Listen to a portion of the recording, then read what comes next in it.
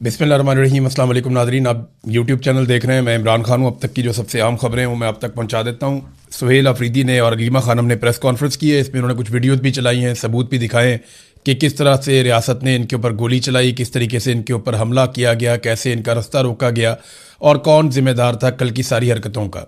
तो लगभग वही है जो मैंने आपको पिछले वीलॉग में बताया था, लेकिन कुछ चीज़ों को उन्होंने बहुत क्लियरली बयान कर दिया है और अपने कंसर्न्स भी उन्होंने बताए हैं जो कुछ भी हो रहा है। हमारे पहुंचने के ऊपर उन्होंने कहा जी कि इंसदाद दहशतगर्दी का स्क्वाड खड़ा किया गया, तमाम सड़कें इन्होंने खुद ही बंद की थी। मैं उनसे ये कह रहा था कि आप रास्ते बंद ना करें, मुझे जाने दें, क्योंकि आप 4 करोड़ अवाम के नुमाइंदे को रोक रहे हैं। फिर उन्होंने कहा जी कि मैं एक सूबे का वज़ीर आला हूँ, मैं अपनी काबीना और पार्लियामेंटेरियन के साथ इमरान खान से यकजहती के लिए जा रहा था। ना कोई एहतजाज हम करने जा रहे थे, ना कोई जलसा करने जा रहे थे, ना ही हमने कोई ऐलान किया था, लेकिन इसके बावजूद इन्हें पता नहीं किस चीज़ का खौफ था। उन्होंने इस्लामाबाद की मेन हाईवे बंद कर दी और पूरे पाकिस्तान के लोगों को तकरीबन 10 से 11 घंटे तक मुसलसल तकलीफ़ में रखा। अब जनाब वो कह रहे हैं दहशतगर्दी वाली पुलिस और स्क्वाड के साथ आप डील कर रहे हैं अरकान असम्बली को, जो आवाम के मुंतखब नुमाइंदे हैं। फिर वो सूबा जो पाकिस्तान को सस्ती बिजली दे रहा है, वो सूबा जो पाकिस्तान को मादनियात दे रहा है, वो सूबा जो कुदरती वसाइल फराहम कर रहा है, उसके बदले में क्या मिल रहा है? पंजाब हुकूमत ने हम पर गंदम बंद कर दी है, वफाकी हुकूमत ने हम पर गैस बंद कर दी है, रियासत हमें हमारा हिस्सा नहीं दे रही, ना NFC में हमारा हिस्सा दिया जा रहा है, ना NHP में, ना दीगर वसाइल, हमें कोई हिस्सा हमारा मिलता ही नहीं है। मुंतखब नुमाइंदों को डंडे मारे गए, हमारे MNA को गिरफ्तार किया गया, अनवर ताज को, शफकत ऐवान साहब को भी गिरफ्तार किया गया, हमारे पार्लियामेंटेरियन पर सीधी गोलियां चलाई गई, हमारा एक दोस्त जख्मी है, इसके कंधे में अभी भी गोली लगी हुई है। तो वहाँ भी मैंने पुलिस अफसरान से कहा कि आप चाहते क्या है? क्या आप नफरतें बढ़ाना चाहते हैं? आपका मकसद पाकिस्तान को तोड़ना है या जोड़ना है? क्योंकि ये रवैया कौमी यकजहती को नुकसान पहुंचा रहा है। खैबर पख्तूनख्वा के लोग देख रहे हैं कि उनके मुंतखब नुमाइंदों के साथ क्या सलूक किया जा रहा है, उन्हें दीवार के साथ लगाया जा रहा है। यही रवैया रहा तो नफरतें बढ़ेंगी। जब नफरतें बढ़ेंगी तो पाकिस्तान का नुकसान होगा, और हम ये नहीं चाहते, क्योंकि हम पाकिस्तानी हैं और हमारे लिए सबसे पहले पाकिस्तान है। इमरान खान साहब का इलाज इनकी फैमिली की मौजूदगी में और उनके ज़ाती डॉक्टर की निगरानी में अल-शिफा इंटरनेशनल अस्पताल में किया जाए। इसमें क्या गैर आइनी है? ये मुतालबा हमारा बिल्कुल कानूनी है और आइनी मुतालबा है। हमने पहले भी देखा कि जाली प्लेटलेट्स का मामला सामने आया था। इमरान खान वज़ीर आज़म थे तो सारे इदारे उनके खिलाफ खड़े हो गए थे। पूरी दुनिया को मालूम था कि प्लेटलेट्स जाली थे, लेकिन इसके बावजूद इमरान खान साहब ने बड़ा दिल दिखाया और उन्हें जाने दिया। वो लोग 1 हफ्ते 2 हफ्ते नहीं बल्कि सालों तक वहां पे रहे, मगर किसी इदारे को फिक्र नहीं हुई उनको वापस लाने की। अब जब साइफर के जरिए सच साबित हो गया है कि इमरान खान सच्चे थे, इमरान खान हक पर थे, तो फिर इमरान खान ने बैरूनी गुलामी को एब्सोल्युटली नॉट कहा था। इमरान खान साहब ने पाकिस्तान के लिए, पाकिस्तान की खुद मुख्तारी के लिए, पाकिस्तान की सलामती के लिए और पाकिस्तानियों के लिए रूस का दौरा भी किया था। ये अपनी ज़ात के लिए नहीं किया था। रूस के दौरे से उन्हें ज़ाती तौर पर फ़ायदा तो नहीं होना था, वो पाकिस्तान के लिए गए थे, पाकिस्तानियों के लिए गए थे, ताकि पाकिस्तानी अवाम को रिलीफ मिले। आज आप देख लेना नादरीन, ये जो पाकिस्तान है, पाकिस्तान तो नहीं ले पाता रशिया से तेल, लेकिन भारत आज भी रशिया से तेल ले रहा है और अमेरिका ने उसको खसूसी इजाज़त दी हुई है। पाकिस्तान को ऐसी कोई इजाज़त नहीं है कि आप रूस से तेल ले सकें, लेकिन भारत को इस बात की इजाज़त है कि वो रूस से तेल ले सकता है। बहुत सारी चीज़ों में भारत को फैसिलिटी दी हुई है अमेरिका ने, पाकिस्तान को नहीं दी हुई, क्योंकि अमेरिका पाकिस्तान को अफगानिस्तान के खिलाफ इस्तेमाल करेगा या ईरान के खिलाफ इस्तेमाल करेगा, जो छोटी ताकतें हैं, और भारत को वो तैयार करता है चाइना के खिलाफ, जो एक बहुत बड़ी ताकत है। तो भारत को अब बहुत ज़्यादा मजबूत करेगा अमेरिका, ये मैं अच्छी तरह जानता हूँ और ये होना है, क्योंकि जिस किस्म का प्रोटोकॉल वहाँ पे डोनाल्ड ट्रंप को दिया गया, उससे बहुत शानदार और बहुत ज़बरदस्त प्रोटोकॉल दिया गया रूसी सदर को। ये जब रूसी सदर पहुँचे हैं चाइना में अभी दौरे पर, तो उनका बड़ा पुरतपाक इस्तकबाल किया गया। लेकिन इंटरेस्टिंग बात यह है कि डोनाल्ड ट्रंप के इस्तकबाल के साथ जब उसका मवाजना किया गया, तो रूसी सदर को लेने के लिए ज़्यादा गर्मजोशी दिखाई गई। हुकूमत की जानिब से, चाइना की सरकार की जानिब से रूसी सदर के मामले में ज़्यादा बेहतर प्रोटोकॉल, ज़्यादा बेहतर गर्मजोशी और जज्बात दिखाए गए हैं as compared to Donald Trump. Donald Trump के दौरे में प्रोफेशनलिज्म ज़्यादा था चाइना की तरफ से, कि प्रोफेशनली वो सारी चीज़ों को डील कर रहे थे। वो ऐसे डील कर रहे थे कि एक मद्दे मुकाबिल मुलाकात के लिए आया, लेकिन जब ये प्यूटन आए मुलाकात के लिए, तो वो इस तरह दिखा रहे हैं जैसे कोई दोस्त, कोई भाई मुलाकात के लिए आया। तो यहाँ पे एक फ़र्क है, और जो फ़र्क है वो अमेरिकन भी समझ रहे हैं, उनको भी आइडिया है। अमेरिकन जानते हैं कि चाइनीज़ उनके लिए मुस्तकबिल का एक बड़ा ख़तरा है, और इस खतरे से निमटने के लिए वो खित्ते में हमेशा से इंडिया को एक इत्तेहादी के तौर पर रखते हैं। मैंने आपको बताया था क्वाड नाम की एक तंजीम भी बनी हुई है, जिसमें चाइना के खिलाफ जो है वो इंडिया है, अमेरिका है, ऑस्ट्रेलिया है, जापान है, ये ममालिक इकट्ठे इन्होंने एक तंजीम भी बनाई हुई है, बहरिया पर मबनी है। बहुत तगड़ा इनका एक सिस्टम बना हुआ है जिसको क्वाड कहते हैं। ये 4 ममालिक हैं इसके अंदर, इनका एक दिफाई इत्तेहाद है क्वाड के नाम से। तो अब नाजरीन मामला ये है कि वापस आ जाते हैं इमरान खान साहब वाले मसले पर, लेकिन वहाँ प्रोटोकॉल तो बहुत दिए उन्होंने प्यूटन को, मैंने आपको बता दिया। इमरान खान साहब के मामले में जजों ने भी इंसाफ का गला घोंट दिया है। एक तो सुहेल अफरीदी ने बड़ी लंबी चौड़ी प्रेस कॉन्फ्रेंस की है, बहुत सारे उन्होंने जो तकालीफ कौम को हैं वो बताई कि किस तरीके से इनकी खारजा पॉलिसी है उसने पाकिस्तान को बर्बाद कर दिया, किस तरीके से इन्होंने महंगाई की पॉलिसी से पाकिस्तान को बर्बाद कर दिया। जो बैरूनी और अंदरूनी कर्जा है पाकिस्तान का वो 97,307 अरब तक पहुंच चुका। जब पाकिस्तान बना था तब से लेकर इमरान खान साहब की हुकूमत ख़त्म होने वाले दिन तक जो टोटल कर्जा लिया था उससे ज़्यादा कर्जा आसिम मुनीर साहब और शहबाज शरीफ मिलकर ले चुके हैं। यानी आसिम मुनीर और शहबाज शरीफ ने इतना कर्जा लिया है कि पाकिस्तान के सारे साबिक वजीर आजम और आर्मी चीफ मिलकर नहीं ले सके। एक तरफ आप पाकिस्तान के सारे साबिक आर्मी चीफ, सारे डिक्टेटर और सारे आप वजीर आजम रखते हैं एक तरफ, और उन सब का कर्जा उनके साथ रख दें, तो दूसरी तरफ आसिम मुनीर और शहबाज शरीफ को आप रख दें और उनका कर्जा रखें, तो इनका कर्जा जीत जाएगा। इनका वजन ज्यादा है, इनका पलड़ा झुक जाएगा, इसलिए कि इन्होंने ज्यादा कर्जा पाकिस्तान के ऊपर चढ़ाया है। बहरहाल लाकानूनियत का उन्होंने बताया जी, लाकानूनियत बहुत ज़्यादा बढ़ गई है, ना सहाफ़ी महफूज हैं, ना वकला, ना सियासतदान। जजेस खुद खतूत लिखते हैं और जो जज खतूत लिखते हैं उनको फिर ट्रांसफ़र कर दिया जाता है, अदलिया को तो मफलूज कर दिया। अदलिया की हालत यह है कि इमरान खान साहब से मुलाकातें बंद हैं, कई महीने हो गए। बुशरा बीबी की मुलाकातें बंद हैं, कई महीने हो गए। और आज जस्टिस डोगर ने एक बहुत अजीब काम किया इस्लामाबाद हाई कोर्ट में। इमरान खान के दस्तखत शुदा वकालतनामे नहीं है तो ये अदालत का मसला नहीं है। यानी वो वकील बेचारा खड़ा होकर कह रहा है कि जनाब हमने वकालतनामे पर इमरान खान साहब के दस्तखत करवाने हैं ताकि हम कानूनी तौर पर आकर पेश हो सकें। यानी इमरान खान एक जीता जागता इंसान है, वो जेल के अंदर मौजूद है, सबको दस्तयाब है। ये तो आपको पावर ऑफ अटॉर्नी तो किसी ऐसे बंदे को आपको तब मुकर्रर करना पड़ता है जब आप है ही नहीं, आप मौजूद ही नहीं है, आप कहीं किसी और मुल्क में या कहीं चले गए। यानी नवाज शरीफ जब पाकिस्तान से बाहर था उसको पावर ऑफ अटॉर्नी की जरूरत पड़ सकती थी, लेकिन इमरान खान को तो कोई जरूरत नहीं है, वो तो जेल में है 2 कदम पे, और वो जज साहब की कैद में है, जस्टिस डोगर की कैद में है इस वक्त। वैसे तो वो आसिम मुनीर साहब की कैद में है, लेकिन कानूनी नुक्ता नजर से जो किताबों में लिखा है और जो कागजों के मुताबिक तो वो डोगर साहब की अदालत की कैद में है। तो अब मामला ये है कि डोगर साहब दस्तखत ही नहीं करवा रहे। वो ये कहते हैं ये हमारा मसला ही नहीं है दस्तखत का, ये आपका मसला नहीं है तो फिर किसका मसला है? वैसे तो ये सबको पता है मसला तो एक ही आदमी का है जिसने इस्तिस्ना भी लिया हुआ है, एक्सटेंशन भी ली हुई है, रात को नींद भी नहीं आती, सुकून भी नहीं है, चैन भी नहीं है, तो मसला तो उधर है। ये सब जानते हैं कि खौफ और मसला सारा उधर है। लेकिन डोगर साहब ने जो कर दिया है ना, उन्होंने रिकॉर्ड तोड़ दिया। जस्टिस मुनीर की रूह को सुकून मिलता होगा कि यार मेरा तो शुक्र है जान छूटी। माजी में मिसाल दी जाती थी जस्टिस मुनीर, अब कम से कम जस्टिस मुनीर की मिसाल नहीं दी जाएगी।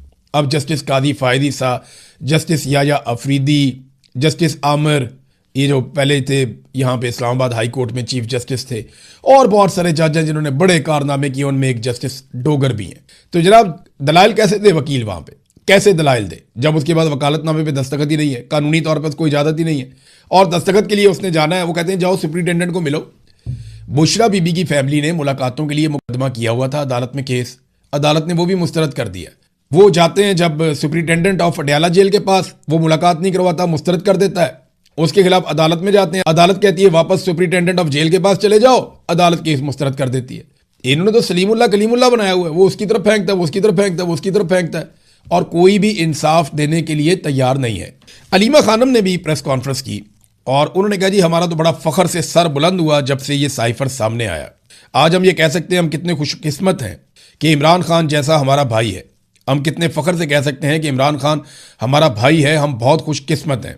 उन्होंने 3 साल जेल में रहकर पाकिस्तानियों को ये सिखाया कि जब आपको अपनी आज़ादी के लिए खड़ा होना पड़े तो उसे इबादत समझ कर करें। उन्होंने कहा यह जद्दोजहद इबादत है। और मेरी बहन जब पिछली दफ़ा उनसे मिलने गई तो उन्होंने साफ अल्फाज में उसे कहा था कि आज़ादी या मौत। वो आप लोगों के लिए एक मिसाल कायम कर रहे हैं, वो खुद मिसाल बने हुए हैं कि आज़ादी कितनी कीमती चीज़ है। अगर आप आज़ाद नहीं हैं तो गुलामी से बेहतर मौत है। यही पैगाम वो अपनी ज़ात को मिसाल बनाकर दे रहे हैं। हमें उन पर फ़ख्र है जो साइफर सामने आया। मैं हर पाकिस्तानी से कहूँगी इसे गौर से पढ़ें, हमें भी इसकी तफसीलात मालूम नहीं थी। हमें तो सिर्फ वो एक पैराग्राफ मालूम था जो इमरान खान ने अदालत में भी कहा और मीडिया पर भी बयान किया। लेकिन जब हमने पूरा साइफर पढ़ा तो मैं कहूँगी कि अगर पहले हमारा सर फखर से बुलंद था तो अब आसमान तक पहुँच गया है। पाकिस्तान का कितना अजीम लीडर है, दुनिया कहाँ ऐसा लीडर देखेगी जिसका साइफर ही इसकी गवाही दे रहा है। यानी इमरान खान साहब ने जो 4 साल पहले कहा वो गवाही सामने आ गई। जर्नैलों ने जो बैठ के टीवी के ऊपर कहा या नेशनल मीडिया के ऊपर जर्नैलों ने जो जो कहानियां सुनाई वो सारी झूठी साबित होगी। और मजे की बात आप ये देखें कि कोई भी मीडिया इसके ऊपर बात ही नहीं कर रहा, कोई नहीं पूछ रहा कि जनरल बाजवा ने झूठ क्यों बोला, जनरल बाबर इफ्तिखार ने झूठ क्यों बोला, जनरल नदीम अंजुम ने ये सारी चीज़ें क्यों की, ये लोग झूठ क्यों बोल रहे थे, DGISPR ने झूठ क्यों बोला, ये जर्नैल और ये सियासतदान सारे झूठ बोल रहे थे साइफर के मामले पर, कौम को गुमराह कर रहे थे। पाकिस्तान का मीडिया उन्हें अकाउंटेबल नहीं कर रहा। सुहेल अफरीदी ने ऐसे उंगली उठाई पुलिस वाले की तरफ। अब यहाँ मैं अब बरतानिया में हूँ, आपके पास जो कानून चलता है वो यहीं से आपने ड्राइव किया हुआ है ना। ह्यूमन राइट्स को भी आप यहीं से सीखते हैं, यूरोप से, बरतानिया से। यहाँ जो मर्जी छोटा सा बच्चा निकलता है, निकल के पुलिस वाले को ऐसे करता है अगर पुलिस वाला ठीक काम नहीं कर रहा। ये 1 सेकंड के अंदर सीधे हो जाते हैं। और यहाँ पे पुलिस को स्पेशली तरबियत दी जाती है कि उन्होंने होल्ड करना है, अपने आप को बर्दाश्त करना है, क्योंकि वो लोगों के सर्वेंट हैं, मुलाजिम है। वहाँ पुलिस को तरबियत दी जाती है कि मारो, डंडे, कुटो, ताकतवर के सामने आपने सर झुका देना है, एस्टेब्लिशमेंट जिसके खिलाफ है उसको आपने तबाह बर्बाद कर देना है। वहाँ तो पुलिस की ये तरबियत है। यहाँ जो है वो आप देख लें, हर आदमी बराबर है उनकी नज़र में। आपके साथ कोई ज्यादती करे, आप खड़े होकर वहीं पे पिन पॉइंट कर सकते हैं, आप डांट सकते हैं, आपके पास ये इख्तियार है, आप सवाल कर सकते हैं। यहाँ पुलिस से करना है, आर्मी चीफ से करना है, वजीर आजम से करना है, जो आपके हत्थे चढ़ जाए आप सवाल करें, कोई आपके ऊपर केस नहीं बनेगा, कोई आपको कुछ नहीं कह सकता। नहीं समझ आती है उनका कानून गूगल करके देख लें, उनको तहफ़्फ़ुज़ है हर चीज़ का, आज़ादी है इज़हार राय में। तो हमजा शहबाज ने भी तो उंगली उठाई थी ऐसे करके पुलिस वाले पे, उस उंगली का कभी किसी ने तस्करा नहीं किया। और भी बहुत लोग हैं, शहबाज शरीफ की भी उंगल होती थी, वो भी उठाता था, कभी किसी ने तस्करा नहीं किया। मरियम नवाज बतौर मुलजिमा जाती थी तो पुलिस वाले उनको सलूट मारते थे, जमीन से चीजें उठा के देते थे, उसको भी किसी ने कभी तस्करा नहीं किया, रोला नहीं डाला। तो यहाँ पे वो पुलिस वाले को कह रहा है कि क्या तुम मुल्क तोड़ना चाहते हो, नफरत क्यों बढ़ा रहे हो, तो इसके ऊपर रोला डाल दिया। उन्हें गोलियां लगी है, उसके ऊपर कोई नहीं पूछ रहा, उन्होंने उंगली के साथ इशारा करके अपनी आवाज उठाई है तो कह रहे जी उंगली क्यों उठाई है। हद नहीं हो गया वैसे पाकिस्तान में, हद ही हो गई वैसे। ह्यूमन राइट्स तो बिल्कुल पाकिस्तान में खत्म ही हो गए हैं और हालात पाकिस्तान के बद से बदतरीन होते चले जा रहे हैं, क्योंकि एक के बाद एक रिकॉर्ड मौजूदा हुक्मरान तोड़ रहे हैं। मिसाल के तौर पे ये आप देखिए, आसिम मुनीर और शहबाज शरीफ साहब ने, मैंने आपको बताया, कर्जे का रिकॉर्ड तो ले लिया। अब ये अगली खबर लें आप, पिछले साल की निस्बत इस साल जो पाकिस्तान में गैर मुल्की सरमायाकारी आई है वो 46 गुना कम है। 46% नहीं कह रहा मैं, 46 गुना कह रहा हूं मैं, 46 टाइम्स। यानी जो पिछले साल सरमायाकारी आई थी उसको ज़रब दे दें 46 से, तो इतनी कम सरमायाकारी इस साल पहले 10 महीनों में आई है। क्यों पता है? काम ही कोई नहीं हो रहा पाकिस्तान में। जो जुल्म, बर्बरियत, फस्तायत, अदालतें भी यरगमाल, सारा सिस्टम इन्होंने ऐसा काबू किया कि कोई इस सिस्टम के अंदर पैसे लगाना ही नहीं चाहता। लोग उल्टा पैसे निकाल निकाल कर लेकर जा रहे हैं। अच्छा, जो 2025 में थी वो 2024 से कम थी, जो 2024 में थी वो उससे पहले से कम थी। तो ये लगातार गिरावट आ रही है। इन्होंने 50 साल के सारे रिकॉर्ड तोड़ दिए हैं कम तरीन सरमायाकारी के, और गैर मुल्की सरमायाकारी तो अब ना होने के बराबर है। मीडिया ये बातें आपको नहीं दिखाता। क्यों नहीं दिखाता? इसलिए कि वफाकी हुकूमत ने इलेक्ट्रॉनिक और प्रिंट मीडिया को 9.5 अरब रुपए के इश्तेहारात दे दिए। 950 करोड़ मीडिया में बांट दिया इन्होंने। ये वो पैसा है जो सीधा सीधा बांट दिया। और वैसे जो मफादात, जो फायदे मीडिया के बड़े बड़े मालिकान, बड़े बड़े लोग जो फायदे लेते हैं, जो अपने काम निकलवाते हैं, जिनमें वो अरबों रुपया कमाते हैं, वो इससे हटकर है और वो इससे अलग है। पाकिस्तान के हर मीडिया मालिक का कोई ना कोई ऐसा बिजनेस है जिसमें वो बहुत पैसा बना रहा है, और वही असल चीज है जहां से पाकिस्तान की मिलिट्री एस्टेब्लिशमेंट ने गिच्ची से पकड़ा हुआ है उस मालिक को और पूरे मीडिया को। किसी मीडिया का मालिक है, उसके और बहुत सारी कंपनियां, फैक्ट्रियां हैं। कोई है वो कारोबार के अंदर है किसी स्टॉक एक्सचेंज के, कोई है उसकी मिलें और फैक्ट्रियां हैं, कोई है उसके रियल स्टेट का कारोबार है, कोई दूसरा उसके बड़े बड़े प्लाजे हैं, कोई और है उसके बहुत बड़े बड़े तजारती मराकज़ हैं, इंपोर्ट एक्सपोर्ट है। तो ये सारे के सारे मीडिया मालिकान किसी ना किसी कारोबार के अंदर मुलव्वस हैं, चाहे वो शुगर का है, चाहे वो घी का है, चाहे वो दूसरे हैं, बेशुमार कारोबार, केमिकल का है, ये हर कारोबार के अंदर मुलव्वस हैं। ये तो इन्होंने मीडिया बनाया हुआ अपनी प्रोटेक्शन के लिए, एस्टेब्लिशमेंट के कहने के ऊपर उनके मुताबिक ये खबरें चलाते हैं, और इसके नतीजे में एस्टेब्लिशमेंट इनके कारोबार को पूरा तहफ़्फ़ुज़ देती है और इनका कोई काम नहीं रुकता। पाकिस्तान में सबके काम रुक जाते हैं। तो ये भी एक तरीका वारदात है। वैसे पंजाब हुकूमत ने भी झंडे गाड़ दिए हैं इश्तिहारात देने के, बहुत पैसे के इन्होंने इश्तिहारात दिए हैं। स्टेट बैंक का डाटा बता रहा है कि 31.7 मिलियन डॉलर जो है वो गैर मुल्की सरमायाकारी आई है। 31.7 मिलियन, यानी लगभग चले 32 मिलियन आप लगा लें। आपको पता है मरियम नवाज का जो अय्याशी वाला जहाज है जिसको लेकर वो आजकल बाकू गए हुए हैं अजरबैजान, वो कितने का है? वो 38 से 42 मिलियन डॉलर्स का है। यानी जितनी टोटल पूरे साल में पाकिस्तान को गैर मुल्की सरमायाकारी मिली है उससे महंगा तो एक झूले लेने के लिए इन्होंने अय्याशी वाला जहाज खरीदा है, जिसमें वो अपने रिश्तेदारों को, अपने करीबी लोगों को, दोस्तों को, सहेलियों को और अपने चमचे ब्यूरोक्रेट्स को वो लेकर जनाब मुल्क मुल्क फिरते हैं, इंजॉय करते हैं। वो चीफ सेक्रेटरी को मैं देख रहा था, मरियम नवाज ने तंदूर में रोटी लगाई और वो तबर्रुक समझ के खुद भी खा रहा है, बाकियों को भी खिला रहा है। यार तुम्हें इसलिए भाई आप बने चीफ सेक्रेटरी? यार आपने कितनी तालीम हासिल की है, आपने CSS का इम्तिहान पास किया, आपने एक लंबी सर्विस है आपकी पीछे, और आप अपने साथ बाकी ब्यूरोक्रेट्स को भी सिखा रहे हैं कि नालायक और नाहल लोग जिनके ऊपर करप्शन के बड़े घटिया इल्जामात हैं, जिन्होंने जाली डीड्स जमा करवाई हुई है, जालसाजियां की हुई हैं, जो आज तक मनी ट्रेल नहीं दे सके, उन लोगों की चाकरी करनी है, ये सिखा रहे हैं आप बाकी ब्यूरोक्रेट्स को। इंतहाई नामुनासिब रवैया है और बहुत ही मायूसी हुई ये देख के। नादरीन, भारत के लिए बड़ी अच्छी खबर अमेरिका की तरफ से और पाकिस्तान के लिए उतनी अच्छी नहीं है। देखें, डोनाल्ड ट्रंप ने पाकिस्तान को क्या दिया? सिर्फ भारत को थोड़ी बहुत बातें सुना दी और ये कह दिया कि मेरा फेवरेट फील्ड मार्शल, ओ मेरा फेवरेट वजीर आजम, ओ मुझे बड़ा प्यार है इनसे, मुझे बहुत प्यारे लगते हैं। डोनाल्ड ट्रंप ने हमें सिर्फ इतना ही दिया, या भारतीय तैयारे एक एक करके ज्यादा गिराता रहा। भारत को क्या दिया? भारत के लिए 1 खरब 19 अरब रुपए का अमरीकी दिफाई सपोर्ट पैकेज मंजूर। जनाब ये अब खबर आई है, रफीक मांगड़ साहब, पाकिस्तानी अखबारात में छपी है। वाशिंगटन और न्यू दिल्ली में बर्फ पिघल गई, कशीदगी के बाद अचानक बेहतरी, ताल्लुकात में बड़ा यू टर्न, अपाची हेलीकॉप्टर के लिए 55 अरब और दीगर के लिए उनके मुआहदे शुआहदे हो रहे हैं। अभी अमरीकी वजीर खारजा भारत में भी जा रहा है, मार्को रूबियो। तो ये भारत के साथ तो अमेरिका हर तरह की फैसिलिटी करता है, हर तरह की सहूलत उनको देता है, पाकिस्तान को नहीं देता। पाकिस्तान को सिर्फ आसरा देता है और पाकिस्तान उसके बदले में अपना पूरा का पूरा मौक़िफ़, अपना नैरेटिव, अपनी कौम की कुर्बानी तक दे देता है। क्योंकि यहां पाकिस्तान के अंदर मिलिट्री एस्टेब्लिशमेंट और जर्नैल डील करते हैं अमेरिका को, और इंडिया के अंदर सियासतदान डील करते हैं। सियासतदानों ने पब्लिक में जाना होता है और जर्नैलों ने सिर्फ और सिर्फ बंद कमरों में फैसले करने होते हैं। तो ये एक फर्क है जो था और जो रहेगा। नाज़रीन, वुकला ने सुप्रीम कोर्ट की तरफ एक मार्च किया और वहां पर उन्होंने एहतजाज किया। अदालतों के सामने तहरीक इंसाफ के धरने का प्रेशर काम कर गया। Chief justice supreme court justice Yahya Afridi ने सलमान अकरम राजा को मुलाकात के लिए बुलाया और मुकम्मल यकीन दहानी करवाई।